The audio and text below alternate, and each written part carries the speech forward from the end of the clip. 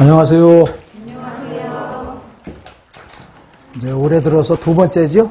우리 1월에는 기출문제를 분석해봤고, 우리 2월에는 이제 단원별 문제풀이라고 하는데, 요거는 어떤 특성을 가진 거냐면은, 교재를 1페이지부터 끝페이지까지 문제화했습니다. 물론 1페이지부터 끝페이지 문제화하면은 문제가 가까이는 500문제 정도, 이렇게 1000문제 정도, 선생님이 현재 1000문제 정도가 이렇게 그 단원별 문제가 있는데, 이제 그 2달씩 연속을 한다면 500제씩이 끌어지는데 그게 못하고, 또 여기는 한 달을 해야 되기 때문에, 이제 사실상 한 달 하게 되면은 160문제 정도가 적당한데, 근데 문제가 무려 214문항이죠? 상당히 많습니다. 그래서, 여러분이 집에서 좀 많이 분발하지 않으면 수업 진행하기 어려우니까 한 매주 60문제씩은 꼭 풀어오는데, 요거는 답만 체크하지 마시고 책을 옆에 놓으셔갖고 문제 풀면서 책을 숙독할 수 있도록, 정독할 수 있도록. 선생님이 문제를 낼 때 그러한 효과, 그러한 의지를 가지고 만든 거기 때문에 여러분이 그렇게 따라와 줘야 돼요. 그렇게 안 하면 효과가 반감된다고. 그래서 답만 맞춰오는 습관이 아니라 요걸 풀면서는 이제 여러분 중에서 기본반을 들으면 그래도 좀 그런 부분에서 많이 이렇게 상세가 되는데, 기본만 안 듣고 문제풀만 듣는 친구들은 요 문제풀을 통해서 책을 한번 내용에 따라서 단계별로 쭉 숙독한다, 이런 생각을 가지고 꼭 해주시고, 동영상을 보는 친구들도 선생님 말에 귀를 기울여서 그렇게 꼭 선생님 부탁대로 해줬으면 하는 게 서두에서 좀 말씀드리고, 시간이 워낙 부족하고 문제가 많다 보니까 다른 얘기 못하고 바로 문제로 접근해야 됩니다. 자, 1번 보시죠. 1번, 우리가 이제 단원별로 보면 처음에 한국사의 이해와 바른 이해와 국가의 형성이라고 하는 건데, 이제 1번은 한국사의 그런 바른 이해에서 나온 문제죠. 역사의 이해, 역사의 의미, 요거를 갖다 물어본 겁니다. 그래서 역사의 의미는 이제 객관적, 주관적 측면이 있죠. 자, 접근하겠습니다. 역사에 대한 다음의 관점을 보여주는 것을 모두 고른 것은, 기록, 지문을 보면, 기록에서 역사는 과거의 사실을 토대로 역사가가 이를 조사하고 연구하여 재구성한 것이다. 이 과정에서 필연적으로 역사가의 가치관과 같은 주관적인 요소가 개입되게 된다. 그렇다면 이거는 역사의 의미에서 주관, 객관, 어디로 간 겁니까? 주관적 측면이다. 그걸 다음에 이제 보기에서 고르는 거예요.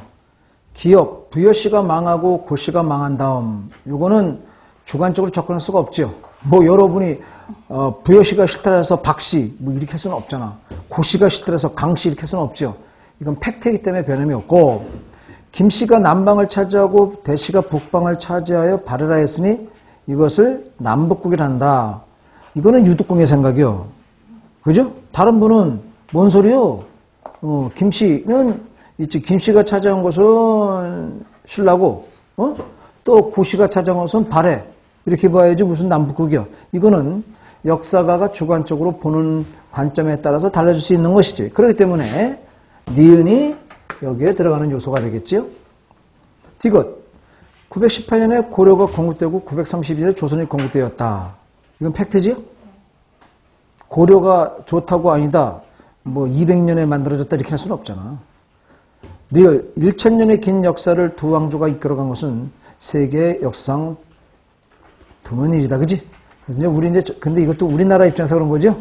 뭐 중국에서 보면 뭔 소리냐, 뭐 이집트에서 보면 뭔 소리일 수도 있어. 이건 이제 우리나라 입장에서 보니까 본에 따라 다를 수 있다는 얘기죠. 일본이나 중국이 이렇게 이해 안 할 수도 있잖아. 그죠? 그래서 리얼, 답은 이제 몇 번이 되는 거예요? 3번이 답이 되겠습니다. 자, 2번은 우리 세계 유산 문제입니다. 한국의 세계 문화유산에 대한 설명으로 옳지 않은 것, 요거는 예리한 함정이 숨어져 있다. 답은 몇 번? 행거 얘기해봐. 몇 번 했어? 몇 번? 응? 사전에 또 포석을 깔면 대답이 안 나오는 거야? 자, 지금 선생님이 물어본 거는 문화유산이고 3번은 문화유산이 아니라 뭐야? 그렇지요. 기록유산이지요. 그래서 우리가 세계 유산의 그런 형태를 물어본 거죠. 그래서 문화유산, 기록유산, 자연유산, 인류 무형유산 이게 구분하는 얘기야. 선택지 1번, 2번, 3번, 4번 자체는 틀린 건 없어. 틀린 건 없고 3번이 바로 기록유산이다. 됐지요? 자, 요 이제 문화유산은 좀 시험 문제에 나오는 경향이 있기 때문에 3번까지 걸쳐서 한 2번에 걸쳐서 물어봤습니다. 다음에서 한국의 세계유산이 아닌 것. KBS 이산 가족찾기 기록물, 보훈법주사, 김제금산사, 논산의 도남선 했어요. 답은 3번 김제금산사. 우리가 이제 절하고 서원이 세계유산에 들어갔는데 김제금산사는 들어가지 않았어요. 요거는 이제 우리가 7개가 들어갔죠. 뭐 여러분이 봤을 텐데 보온의 법주사, 양산 통도사, 영주 부속사, 안동 봉종사, 공주 마곡사, 순천 서남사, 해남 대흥사 해서 7개예요. 이거는 필요하다면 여기 확인해 보세요. 뭐 지금 적으려고 하지 말고. 그리고 이제 작년에 이제 우리 한국의 서원 9개도 들어갔지요. 그래서 이제 뭐 저기 논산의 도남서원을 비롯해서 영주의 소수서원이라든가 장성의 피람서원 이래서 이제 9개가 들어갔으니까 공부가 안 된 친구들은 네이버에 검색하면 다 나오니까 한번 참고로 보세요.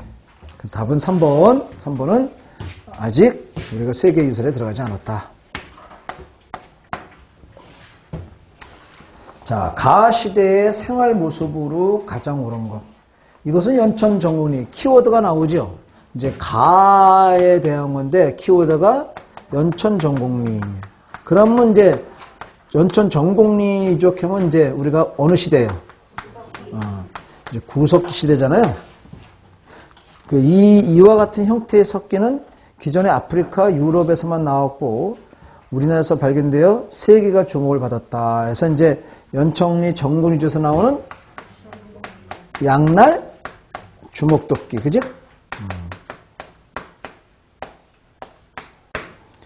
그러면 이제 양날 주목도끼 아슐리언 형태라는 얘기죠.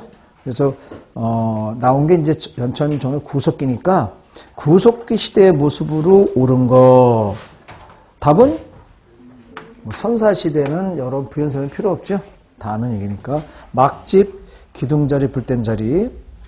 2번은 가락바퀴 어느 시대? 3번 이동생을 주로 하였고 조피. 우리가 이제 여기 신석기하고 구석기가 합쳐진 거지. 그래서 이동생활을 주로 했다 구석기, 조피, 신석기. 최고의 연장자가 집단의 계급자가 되어 부족을 이끌었다. 여기서 뭐가 잘못된 거야? 4번의 친구도 있는 거 아니야 또? 4번은 뭐 어떤 문제가 잘못된 거야? 계급자. 계급자는 총동회 때 나오는 거지. 계급자라면 안 돼. 지도자. 최고령의 연장자가 집단의 지도자가 돼요. 그러면 상관없어. 그건 맞는 건데 계급자라면 안 되지. 구석기와 신석기는 평등 사회니까 됐지요? 선생님 다시 한번 언급하자면 선생님 단원별 문제를 낸 취지는 선택지까지 다 읽어봐야 돼요. 왜냐면 선택지 그 자체가 단원별 내용에 해당되는 거예요. 그래서 선생님 생각해 뭐냐, 문제수를 시간상 다 못했으면 선택지의 문제를 단원별 내용을 집어넣음으로써 이중 효과를 누리자. 그렇게 생각하고 낸 거기 때문에 집에서 풀 때도 꼭 선택지를 갖다가 다 심사숙고해서 생각하면서 일일이 읽어보세요. 그래야 선생님 문제의 취지가 있다. 이렇게 여러분 꼭 보셔야 돼요. 그래서 여러분들이 그 문제풀이를 하나만 선택해서 듣는다면 이 단원별 문제풀이는 반드시 들어야 되는 거예요. 그러한 내용 때문에. 5번으로 가겠습니다. 가나 시대에 있었던 사실로 가장 적절하지 않은 거. 가가 그 유물 이름이 뭐예요? 그렇죠. 세형동금이니까 어느 시대예요? 철기 시대죠? 나는 뭐야 그게? 명도전이지? 중국의 화폐 명도전. 이것도 철기 시대지? 그러니까 철기 시대에 있었던 사실로 적절하지 않은 거. 답은 몇 번? 답은 3번. 철제 농기구를 이용하여 농사를 지었다. 청동 철기 시대에 당연히 철제 농기구 나오는 거 아니겠어? 청동기 문화가 한국식 청동기로 발전하였다. 그렇지? 이래서 이제 비파형 동금에서 세형 동금으로 갔다고 하는 것은 우리의 독자적인 청동기지요. 그래서 비파형 동금은 이제 북방의 영향을 받은 거지. 주거지로는 직사각형 몸집을 일반적으로 사용하였다. 우리가 그거는 청동기 시대에 해당되는 거죠. 청동기 시대. 우리 철기 시대에는 일반화된 집이 뭐야? 지상가옥, 귀틀집이지요. 그래서 3번은 바로 청동기 시대의 주거지다. 철기 시대, 이 시대의 주거지는 지상가옥이다.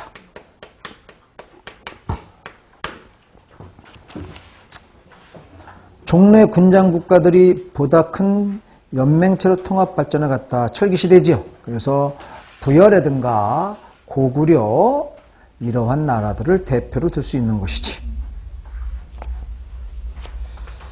자, 그 정도로 여러분에게 이제 설명을 해서 우리가 5번을 갖다가 이제 마무리 짓고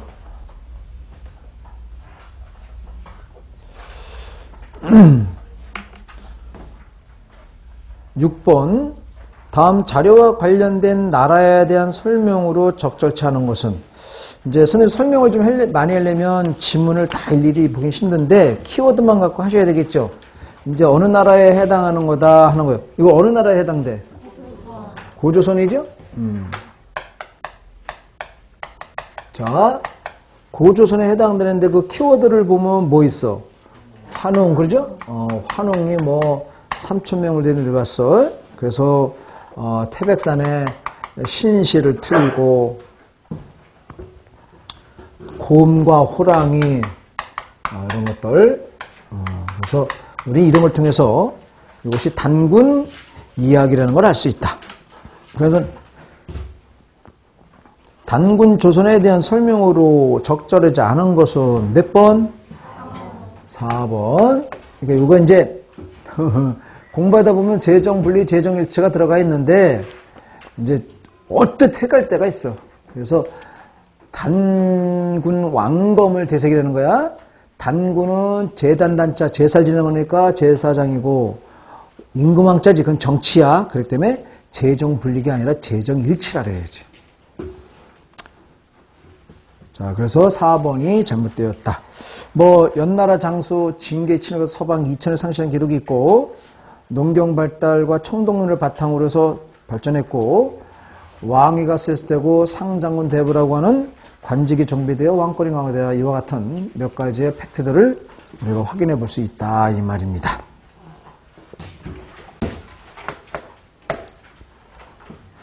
이제 우리 고조선 같은 경우 이제 가장 물어볼 때 이제 어렵게 물어본다면 단군 고조선으로부터 위만조선까지에 나타난 그런 사실들을 시대순으로 물어볼 때가 있어요. 그것이 우리 이제 수험생들 입장에서 보면 힘든데 그 사실들을 순서대로 나열하는 몇 가지 키워드를 보면 이것은 이제 단군 왕검에 의해서 뭐 건국되었다가 키워드 나오겠지요. 그럼 BC 2333년이 되는 것이고 그리고 위만에서 위만조선이 건국되었다. 그 키워드가 되겠지. BC 194년이야. 그죠? 자, 그런 다음에 이제 그 한나라의 침입이지요. 한나라가 침입하기 전에 그 고조선, 위만조선 위에 있던 압록강에 있던 예나라 장군 남녀 족장이 이제 그 투항해지요.